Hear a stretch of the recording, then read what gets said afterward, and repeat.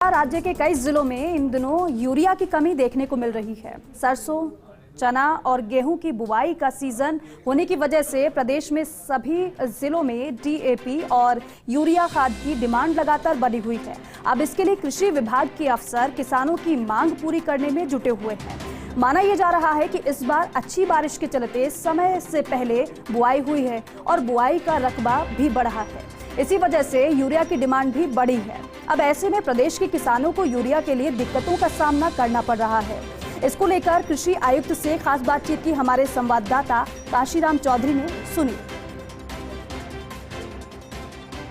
कृषि आयुक्त कानाराम के साथ हम इस वक्त मौजूद हैं। उनसे जानेंगे कि किस तरह जो किल्लत मची हुई है, तो उस किल्लत को दूर करने के लिए कृषि विभाग क्या कर रहा है। जैसा कि अभी रबी का बुआई का समय चल रहा है और इस साल चूँकि अक्टूबर में बारिश काफ़ी अच्छी हुई थी और उससे पहले भी जो है मानसून काफ़ी अच्छा रहा था, इसलिए रबी का हमारा एरिया भी बढ़ा है और काफ़ी एडवांस सोइंग हुई। जो सोइंग नॉर्मली दिसंबर में या नवंबर एंड में होती है, वो नवंबर में और प्रीपोन्ड होकर नवंबर महीने में फर्स्ट वीक में भी हुई है।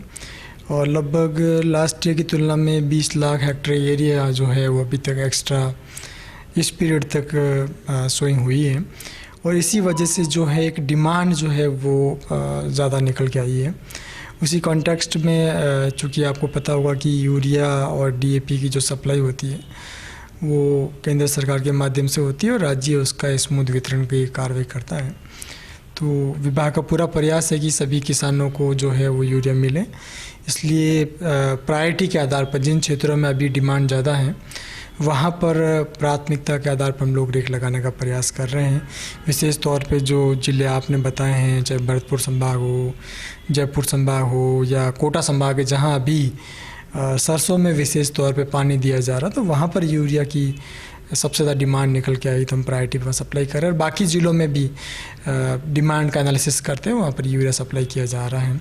अभी थोड़ा सा जो अवेलेबिलिटी कम रही, उसका वन ऑफ द रीज़न जो हमारा अक्टूबर महीने का एलोकेशन था 4.5 लाख मैट्रिक टन का, उसके अगेंस्ट 2.9 लाख मैट्रिक टन ही सप्लाई हो पाया था। तो जो 1,60,000 मैट्रिक टन जो शॉर्टफॉल रहा था, उसकी वजह से थोड़ा सा सप्लाई इशू रहा था। लेकिन लास्ट वीक से जो है यूरिया की सप्लाई इम्प्रूव हुई। जो पहले 2 या 3 रेक लगती थी, अब वो 5 और 6 की एवरेज से रेक लग रही है। शॉर्टफॉल रहा पिछले महीने का और इस महीने भी अभी तक कम है, तो मतलब अब जो लोकसभा अध्यक्ष ने पिछले दिनों कहा कि हम रैक बढ़वाएंगे, तो क्या उनके प्रयास और आपके प्रयास, आपने भी चूंकि केंद्र में बात की होगी, आप किस तरह के प्रयास हुए? राज्य सरकार के हर स्तर से जो है प्रयास किया जा रहा है। माननीय मुख्यमंत्री महोदय, मंत्री महोदय, मुख्य सचिव महोदय और प्रिंसिपल सेक्रेटरी स्वयं व्यक्तिगत रूप से दिल्ली जाकर भी प्रयास कर रहे हैं और हम लगातार जो है भारत सरकार के साथ जो अधिकारी उनके साथ संपर्क में हैं। और इन सभी प्रयासों की बदौलत जैसा मैंने बताया कि इस वीक हमारी रेक की जो नंबर है वो इम्प्रूव हुए, लेकिन अभी भी इसमें और भारत सरकार को हमने निवेदन किया कि कम से कम हमें 8 रेक यूरिया और 1 रेक डीएपी की डेली सप्लाई करें, ताकि जो वर्तमान में अत्यधिक डिमांड है उसको हम लोग कैटर कर पाए और किसान भाइयों को असुविधा नहीं हो यूरिया और डीएपी प्राप्त करने में।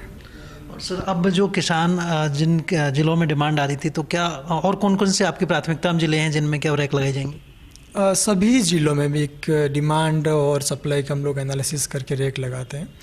तो जहाँ इनिशियली अभी डिमांड ज़्यादा है वहाँ पर पहले प्राथमिकता दी जा रही है। कुछ जगह डिमांड जो है नवंबर एंड में जाकर निकल के आएगी, तो वहाँ पर फिर लेटर ऑन जो है वो रेक्स लगाई जाएगी। लेकिन एक यूनिफॉर्म डिस्ट्रीब्यूशन का प्रयास जो है वो विभाग द्वारा किया जा रहा है। और मेरा किसान भाइयों से भी निवेदन रहेगा कि आप वर्तमान आवश्यकता के अनुसार ही यूरिया क्रय करें। अगर आपको दिसंबर में गेहूं के लिए अगर यूरिया चाहिए तो दिसंबर में भी विभाग और सरकार सप्लाई करेगी, तो उसके लिए आप एडवांस में क्रय करने का प्रयास नहीं करें, ताकि सभी किसान भाइयों को जो है वो यूरिया मिल सके।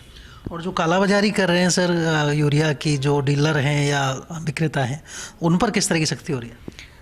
हमने लगभग पिछले 1 महीने के अंदर 15 के आसपास हमने लाइसेंस सस्पेंड किए हैं। इसी तरह सीजर और सेल स्टॉप भी लगभग 20 के आसपास हमने किए हैं। लगातार हमारी टीमें जो ज़िले में है वो इंस्पेक्ट कर रही है और राज्य स्तर से भी हम लोग फील्ड में टीम भेजा रहे हैं, जो न केवल ज़्यादा स्टॉक रखने वाले या जो कालाबाजारी करने वाले, इसके अलावा नकली यूरिया या नकली डीएपी की जो शिकायत आती है उनको भी हम प्रॉपर वॉच रख के कार्रवाई कर रहे हैं।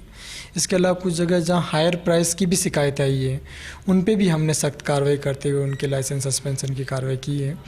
और हमने राज्य स्तर पर भी एक कंट्रोल रूम इस्टेब्लिश कर रखा है जो फंक्शनल है। कोई भी किसान भाई या व्यक्ति जिनको शिकायत हो, चाहे वो क्वालिटी को लेकर, सप्लाई को लेकर या हायर रेट चार्ज कर रहे हो, तो वो सभी यहाँ शिकायत दर्ज करा सकते हैं।